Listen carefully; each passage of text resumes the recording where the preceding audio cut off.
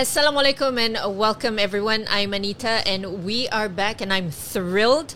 Today is our last day, but not because it's our last day, but because we are back with Surya KLCC and Friends X Miasa Malaysia podcast, and this series has been phenomenal. We have had amazing guests and we are back with our campaign, #BeKindOnline, and I would like to applaud Surya KLCC for this extraordinary effort bringing this conversation in a huge major mall, talking about mental health and highlighting on cyberbullying. And today we are truly excited because we have with us Katiana Azman, a consultant psychologist. Welcome, Katiana. Thank you for having me. Oh, most welcome. And very happy that although it's a Sunday, guys, it's a Sunday today, and Katiana is with us, also with her daughter and husband. Yes. We are in Surya KLCC, so they're entertaining themselves, I'm sure. So, yeah, it's a good location. And Katiana, how are you doing today? Not too bad, not too bad. Actually, really excited to talk about this, actually, because I think it's just something that's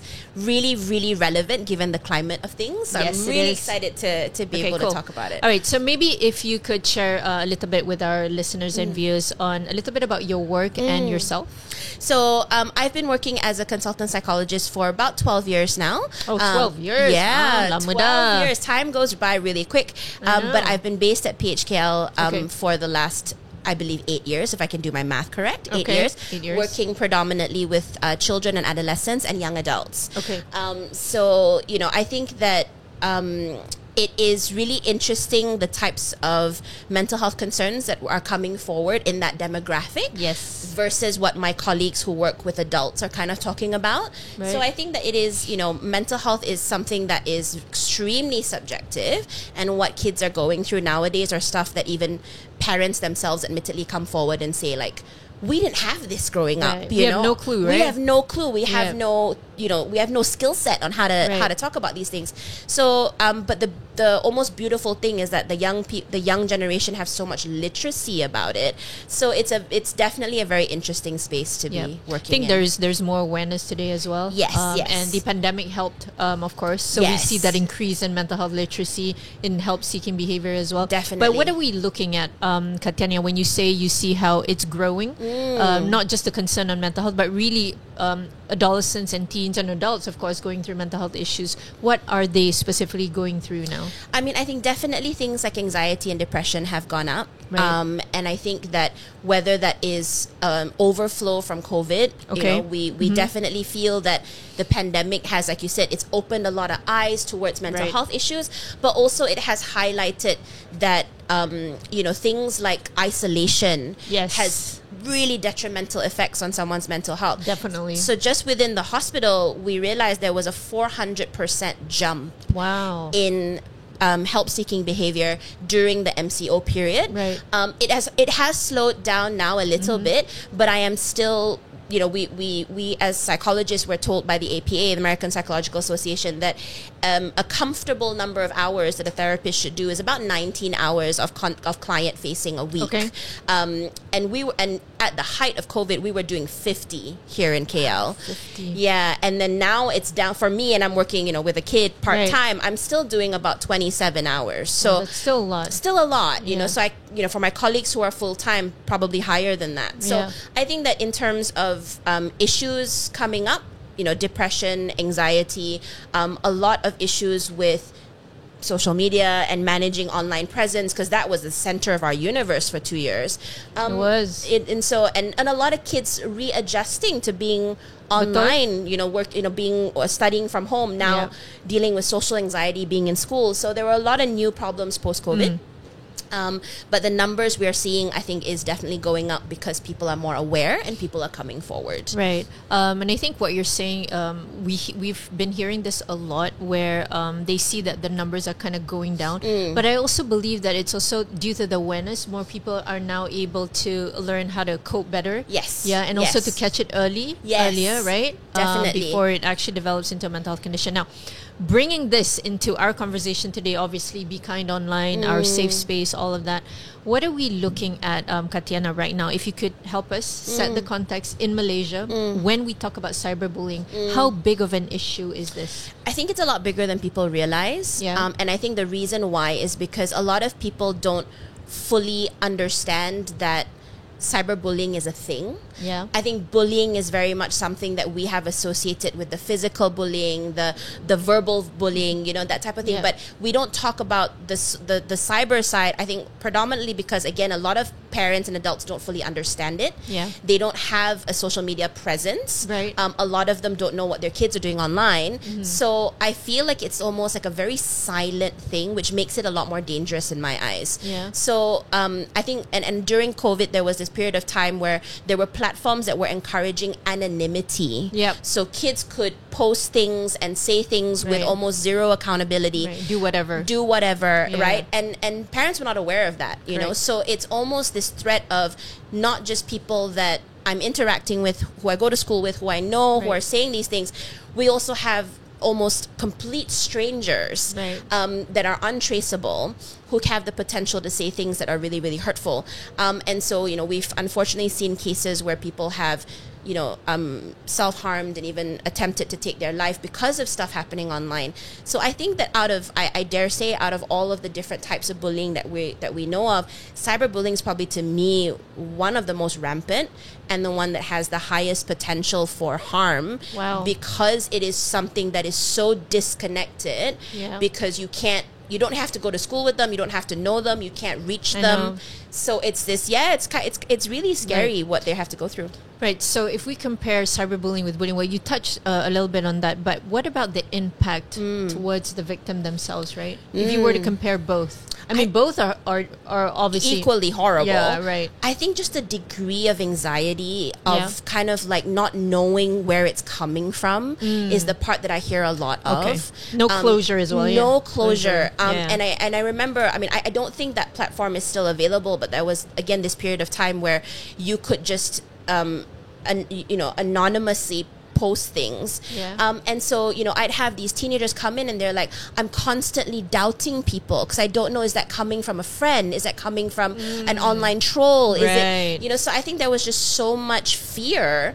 And then I think also just that because there is this concept of I can post and there's no consequence. I can make a comment and there's no consequence. It almost brings out like a sense of bravery in people, like, the keyboard warriors and all of that stuff that we say. So definitely a lot more anxiety because they can't see the threat coming. Right. So that, I think, is what makes it worse, other than, if I was being physically bullied by a kid in school, I don't go to school. Right. And I know that the threat is temporarily put at bay. And you have a timeout. And I have a timeout, correct. But when it's online, they can get to you anywhere for as long as the device is on you. So I think for that, it's a little bit scarier. Right. What about the maybe longer term impact? I think it's also the fact that, especially because kids tend to keep their profiles public. Yeah. It's something that can just spread like wildfire. Things become viral and just go completely out of hand without them realizing it. So I think that there is that impact where it's just not as contained as it is in other forms. And when you have stuff that, we tell all of our kids, whatever goes online is forever. Even if you think you take it down, it's forever. Right. And so you see the consequences of that on things like self-esteem and body image, and there's just so many ways with which it can kind of permeate and affect their lives. Right. So yeah, there's definite long-term consequences if not kind of managed well. Right. And we also see this where it impacts relationships, right? Yes. Especially those in school. Like you work with adolescents and teens. How does that affect, friendships? And you mentioned about self-esteem, but self-confidence as well, self-worth, all of that. Because I think sometimes if you don't realize how big of a thing mental health is, then you don't know how that can worsen someone's, obviously, mental health and confidence and esteem, self-esteem and all of that. I think that the big issue is that there's always this pressure to kind of have this persona online. I think social media has not helped, where everything has to be perfect, edited, filtered, right? Yeah. And so when we have kids go through these difficult moments, they almost feel like they cannot be honest about it because that contradicts with that very perfect persona they're supposed to have. Or when they see other people looking unaffected, when in reality we know we're not always like that, of course, but they see that and they feel like they can't kind of engage with those feelings. And again, if kids are seeing like, oh, but they were going out with their friends, they were posting stuff, it couldn't have bothered them that much, you know. So I think you get a very edited version of reality. So you don't think it's out of sight, out of mind. You don't think about how making that comment might affect a friend, or posting that thing or making that thing viral would affect a friend. So I think that's kind of the problem, is that there is that social pressure to be that perfect version. Sorry, and that will affect relationships, like you said, because you're not able to be fully honest with yourself and with the people around you. So you know, so whenever I work with teenagers, you know, and oftentimes they talk about what they see online as reality, right? And a lot of my job is kind of explaining to them that there is so much editing involved in that process, and that everything should be taken with a pinch of salt, and that being authentic is important. And those are things that teenagers with their, you know, still growing brains and, you know, neurological immaturity don't see as immediately as adults do. That's actually such a good point. I didn't really think about that, you know, because when they go online, they think that what they see and what they're taking in is the truth, is real, and then once they're on it for a while, then only they kind of understand it. But that process in itself might take years as well, right? But the harm is done. Correct. So maybe more about parents, their role, and also school, of course. What can we do better, Katiana? I think it's about awareness and educating yourself, right? You know, we often laugh about how certain generations are tech dinosaurs. And even myself, I'm a millennial, and I tell my clients, like, you know, I aged out at TikTok. I can't do TikTok. I can't do Snapchat. Instagram was the limit for me. I can't do X at all. I know. Oh my God. Now there's all they will say, oh, are you on Threads? And I'm like, what is that? I know. You know? So, you know, but at the same time, I think that if you have a child, or if you have students who are on these platforms, you need to understand what it is, because you need to be able to know how to support them and protect them from things, and guide, right? And guide, exactly. There's a lot of things about like data protection that teenagers don't think about. Correct. You know, and so I think it is the role of the adults to be able to understand at least how it works. Some parents say to me, is it advisable for me to create an account and follow my children? I'm like, if you want to, you can, but I can tell you the teenagers have a separate account you guys don't know about. So there's a limit to how much you can monitor them. But I think what's more important is being able to have a very open conversation with them about how it works and what you're putting online. So that way, even if you don't follow them, you know that they will come to you if things are not going well. I think schools have a duty to talk about that as well, and also about, you know, being kind and how there are consequences for what you post, you know. And so a lot of times I hear kids say, well, I didn't mean to upset that person. And that's usually true. They don't intend to cause harm. It's not done deliberately. But they don't have the foresight to think about how that might happen. So I think it's about just empowering yourself with information about how it works and what it does. And then that way, you can support them and guide them better. And keep these spaces safer in that sense, right? Well, okay. So being a consultant psychology, working with adolescents and teens, in your view, in your opinion, with everything that you've seen, what is the safest, I know you know it's coming, right? The safest age for kids to be online and having their own personal account? You know, I feel like the funny thing is when you want to open up a social media account, there is an age limit, right? But there's no safeguard against making sure that you know. So for me, you know, I have this chat with my husband all the time. Our daughter's 2, and you know, we're like, we don't feel she should have a social media account till she's 16. That's our thing. But of course, you know, there is a lot of peer pressure, right? When all of your friends are on it and you're not. So I would say I would be okay with it if they were about like 13, so high school, but not younger. I don't feel that primary schoolers should have social media accounts.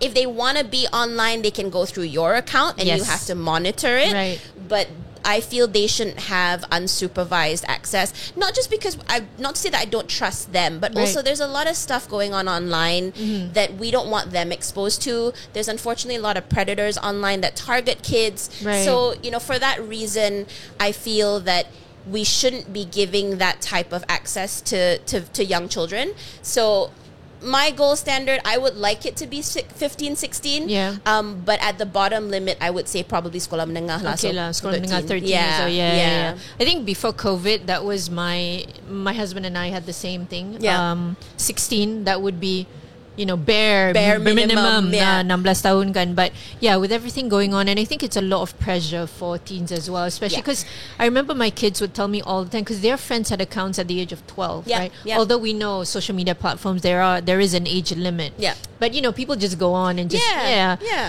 but yeah, so let's just flip this conversation a little bit. So we've been talking about people who have been cyberbullied. Yeah. But about bullies themselves, Katiana, what drives them? What is the motivation behind, being, what would I say, lack of a better word, abusive? Yeah. Online. Online. Yeah. I think that the term that the bullied becomes the bully is true to an extent. A lot of people who engage in this bullying behavior are subject to being targeted themselves. Do have a lot of struggles that they are going through, trauma, or mental health issues. Correct. Or they're struggling financially, or there's some type of pain that they're holding on to. And bullying is essentially a form of power, and it's a form of control. And that is them in their own way reclaiming control, which they might not have in other aspects. Right. So that's not heard, not seen. Heard, not seen. And so a lot of the times people are not cognizant enough to understand where that pain comes from, and that I am just projecting my pain by taking it out on someone else. Betul. They don't have that. It's more about the fact that I feel a certain way, and this is how I feel better. Betul. So it's usually that connection. So I sometimes say that a lot of times these bullies, they're not bad people. They're people who are struggling, who don't have very good coping skills. So that's why I feel that as much as we want to support the people who are being bullied, we also want to make sure that platform or that system is in place to support the people who are bullying. Okay. Because as much as some of them are, some of them are malicious, there are some who are hurting and don't know any other way. So to kind of lob them all into the same category and say like, oh, you're a bad person, is also kind of unfair, especially for kids. Right. So so I have worked with kids who have been found guilty of bullying. And a lot of the time it's that sense of just like, I'm in so much pain. And you need to address that, right? But so that's usually the motivator. So I feel hurt, and I want you to feel my pain as well, kind of thing, right?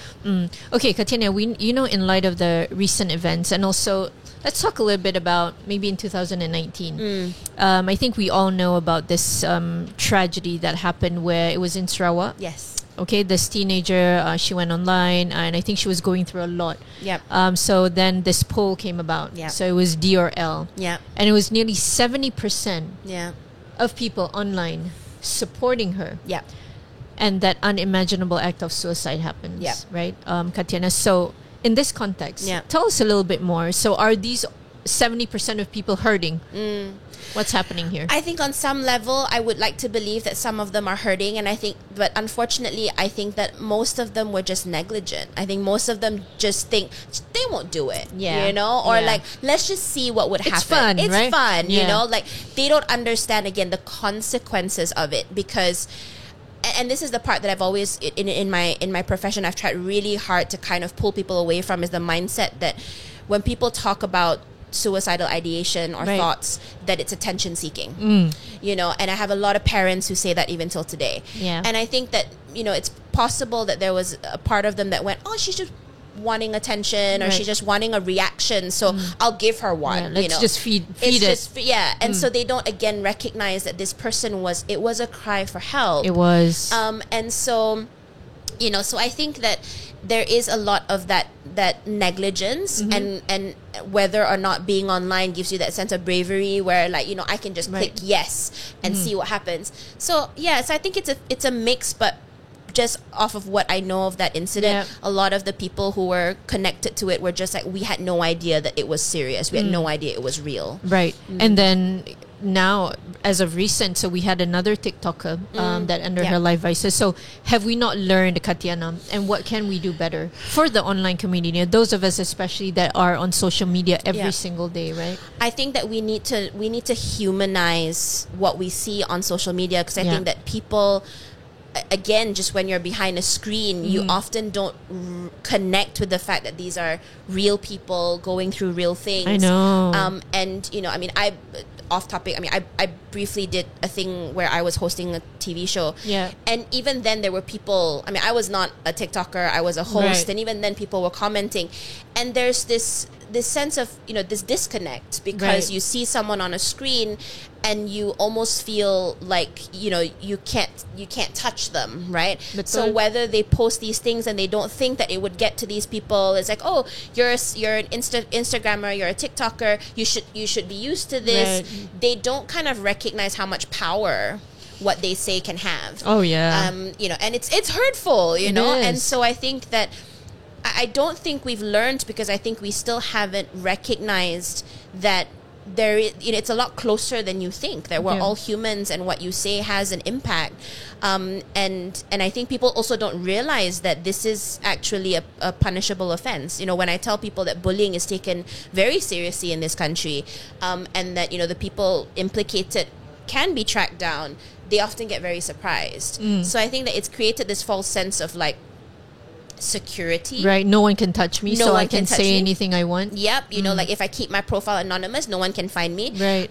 You know, I mean, you know, technology is in such a way where a lot of this can be traceable, you know. So I educate my teenagers a lot on that, you know, not to say that I want to parent in fear, right? But I have to tell my teenagers that I work with that, you know, at the end of the day, like if you think that you are untouchable by this, it's not the case. So, you know, so I think that we just haven't recognized enough that these are all people at the end of the day. You know?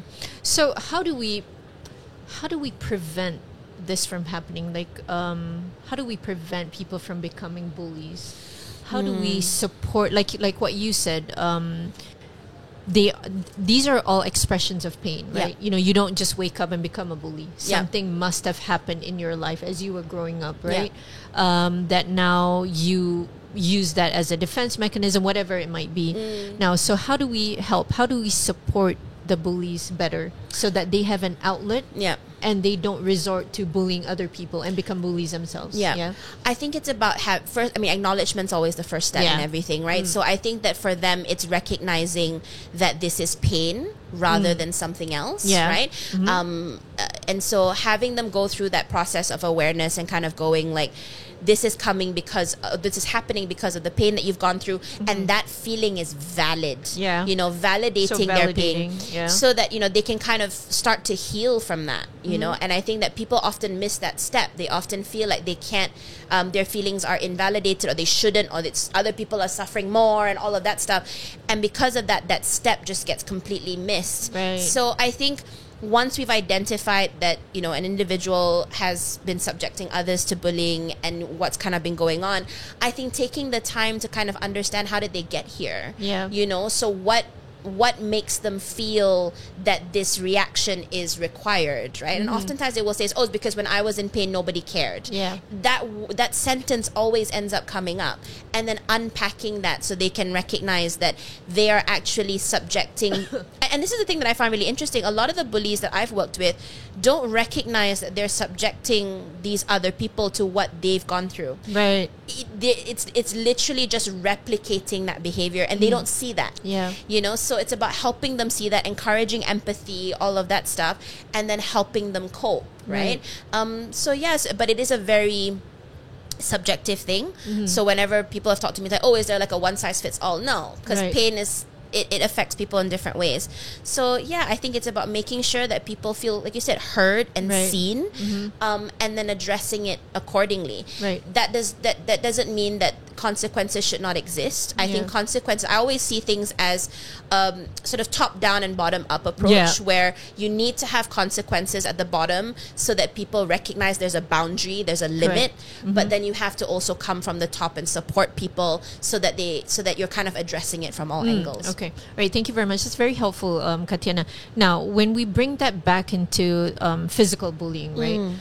How do we do that better, though? Because, you know, it's very different when you're face to face and you know who the bully is, and you're trying to support the person, but at the same time you feel really angry. You know, you feel hurt and all of that. So How do we do that better, though? I think it's really hard because when it comes with things like this, like especially with physical bullying, like we're dealing with more direct physical harm, right? So I always say that the first thing is safety, right? So if, for example, I'm in a position where I'm trying to support a child who's been the victim of one, and I have the bully also there, the first thing is making sure that everyone's safety is ensured for both parties, right? And then once we can guarantee their safety, again, we kind of try to understand where is all of this coming from, and making sure that both parties feel protected. So if it's something that this person, for example, can't help themselves, right? It's just they have very poor impulse regulation or emotional regulation, and they just need to hit, right? Betul. We try to transition that behavior to something else, right? So we work with them as two very separate parties. We do not expect them to shake hands and cuddle and be okay. Right. We work with them as two separate parties, making sure that both parties get what they need. And so for the person who's more into the physical bullying, I would say finding alternatives to that outlet of needing to hit and hurt, right? And that transition might be very minor. It might be a small shift of another outlet that they could partake in, and then from there we move to something a little bit healthier gradually. But how can schools support that better, though? Because you have the bully, you have the victim, and they might be in the same class. How do you harmonize that after? Because that's a huge thing. The victim might be traumatized, and we want to try and help the bully as well. How do you do that? Because we see this a lot in the work that we do as well. I always tell teachers that, at the end of the day, I mean, I'm sorry to use this example, but you would never expect a prisoner of war to overcome their trauma while still in their jail cell. Exactly. So when schools will say like, oh, kita tak ada tempat, the kid just has to get over it. That's a huge ask. So I always say if there is an opportunity to separate them, you should. Because there needs to be, we need to give the child who's been bullied the space to heal, and the other child also needs to be taught that behavior is unacceptable. But if there is no change to the environment, you're telling both parties that this is okay. Because as adults, we have a duty to educate children that this behavior is not acceptable, and our response sends them a message of what is and what isn't. So I say separate them if you can. Do your absolute best to separate them, actually. I often feel quite sad that it falls on parents to remove the child from school, and the school's just like, like ikut you lah kalau you want to move your child out the school. But that sends the message to the child who was bullied that I have to be the one to remove myself. I am the one that has to take on the consequences, and that's a very unhealthy message to send to these kids. And then kids. The victim doesn't feel heard. No. And then she or he doesn't learn as well. Nope. How to be more assertive, how to stand up for himself, how do we resolve this? And the bully might repeat the act again, right? Because there's no consequences on their end. Okay, so in your work as well, is there certain criteria that bullies look for, and then that person becomes a victim, or is it just anyone? How does that work? I feel I used to think that it was that they would target people who would give them people, right? People with the lowest probability of retaliation or consequence. But then I've seen cases where that's not at all the issue, right? Where they target maybe people who remind them of the ones who hurt them, right? That could be it as well. So I think that it's very be both. It could be both, but just more often I see they would target the ones that would be less likely to report or less likely to retaliate. So then they don't have to deal with consequences. But again, if there is a very specific acute pain that they're going through, so say they were bullied by another child who looked a certain way or behaved a certain way or had a certain background, they might gravitate towards that as almost like a form of like revenge. So it really does kind of depend. But oftentimes, the motivator is what that person is going through. Okay, so if any of our listeners or viewers are going through any kind of maybe cyberbullying at this point, what would your advice be? What do we do? I think the first thing would be to alert the people in your life. So whether you are a child or a teenager and you have, parents or teachers that can support you, do that. If you are an adult and you've been notified of this, take it to the authorities. This is something that is taken seriously again in our legal system. So file a police report if you feel that that's necessary. But I think what's important is making sure that if you have a young child at home or a teenager at home who's going through this, just making sure that you validate any of their concerns, right? Don't kind of say, oh, they're probably joking, or brushing it aside, because we never really know how these things are going to snowball. So I would say, escalate the issue, alert people. Even if you're being a little bit overprotective, that's completely fine. Better safe than sorry. I know. Because I think that's the thing. They're like, oh, it's not a big deal. They haven't threatened my life or anything. I'm like, it shouldn't have to get that far. I know. For you to say, you have to say something. So I think just alert someone, even if you're unsure. Okay. And then, take it a day at a time beyond that, and then go from there. So the second part, we're now only coming to the second part, but how do we build resilience? So we've gone through the cyberbullying, or bullying, and it becomes very traumatic. And then now we feel, as an example, afraid to be on social media or coming to school, right? Or going to uni, all those sorts of things. So how do we build that resilience, Katiana? Because I know the trauma is very real. Immense, Yes, especially those that are now being diagnosed, with a clinical mental health condition, right? Yep. What would you say? The thing that people often don't realize is that resilience is actually not getting to a stage where you don't feel the pain anymore. Resilience is about recognizing that you have the ability to get back up. Yes. Right? And part of that comes from lived experience. Definitely. So it's always sort of a gentle balance, I tell people, where when we're in pain, when we're scared, we avoid, because from a survival aspect, that's the most efficient. But when we avoid things 100% of the time, we also rob ourselves of the opportunity to learn and grow. Of course. So resilience has no hope, right? Betul. So I say that, of course, in the early days, when you're dealing with a lot of traumatic responses, you're healing, if you need to minimize your interaction, do. Yes. But have a plan on how to reintegrate and expose yourself to that. So even if you don't want to have a social media presence, that is fine. Yep. Right? But you can start to re-engage with social media if you want to via, again, your family members' accounts, or very private accounts where you don't post and you don't do anything, if that is a goal for you. When it comes to going back to school, work with the school in terms of coming up with accommodations so you can come back, say, half days or 1 day or 2 days or 3 days a week. This is where the school's role becomes very important.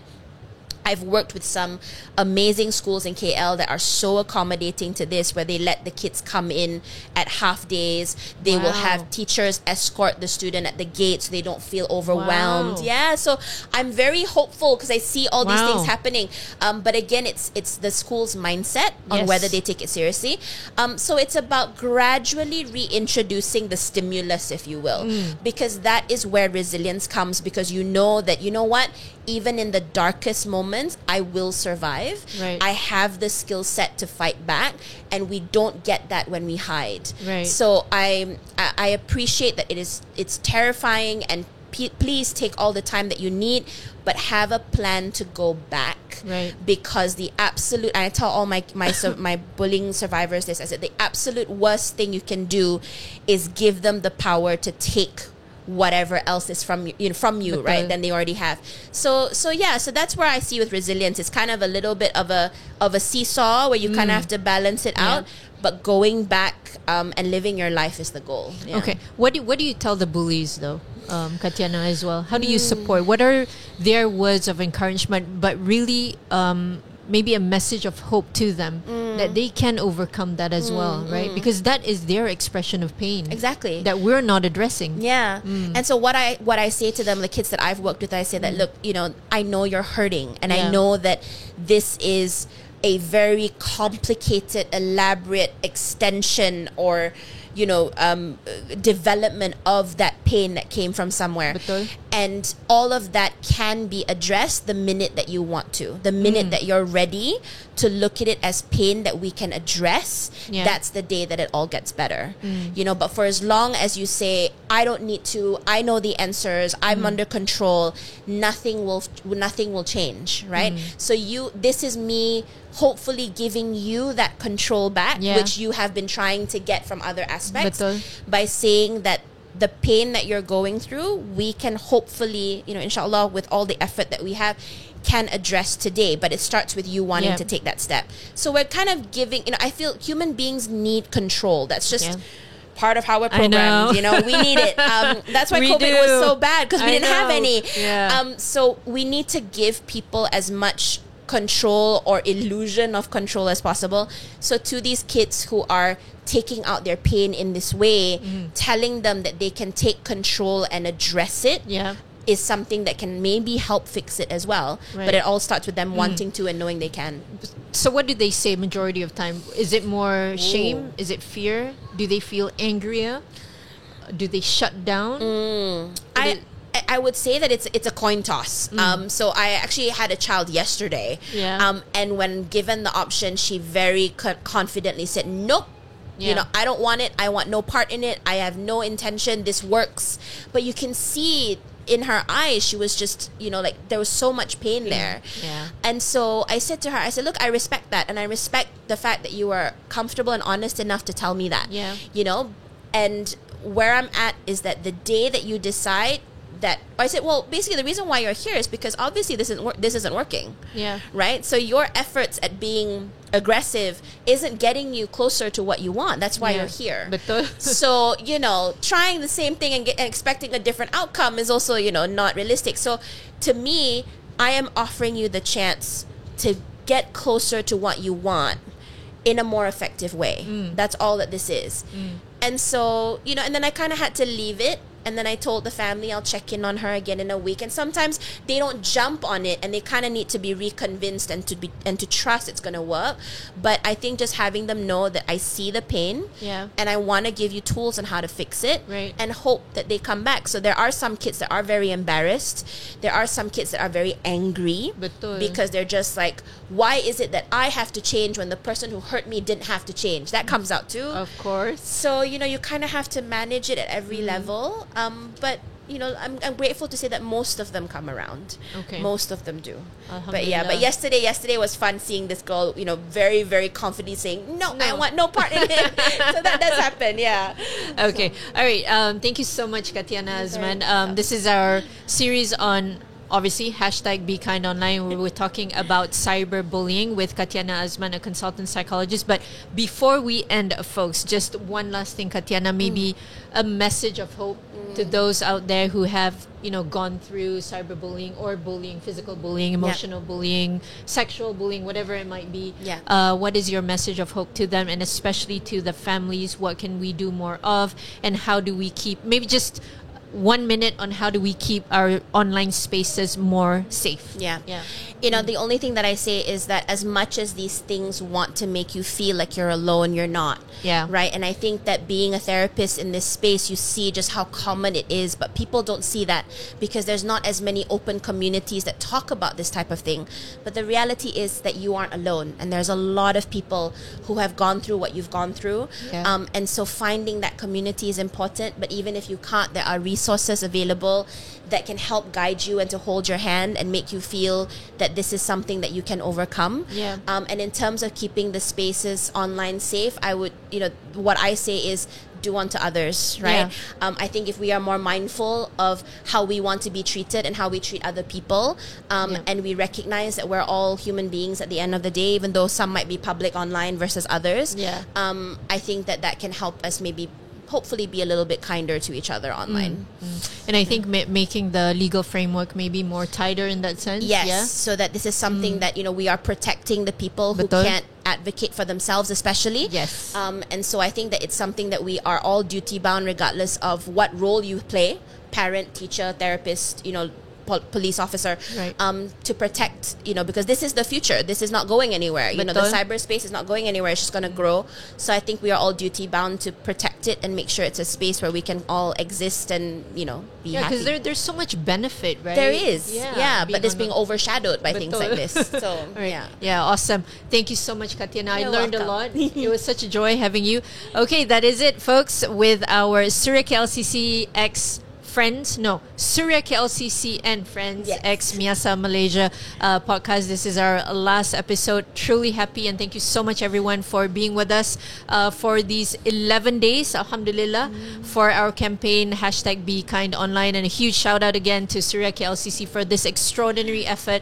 I still remember last year we were at Center Court for self-care, and prior to that we were in one of the retail shops doing a safe space and also having a calm room with immersive digital art. So that was awesome as well. So obviously we are looking forward to what you have in store for us, Surya KLCC. Thank you so much, everyone. Signing off, I'm Anita. Take care, and please take care of one another. Bye.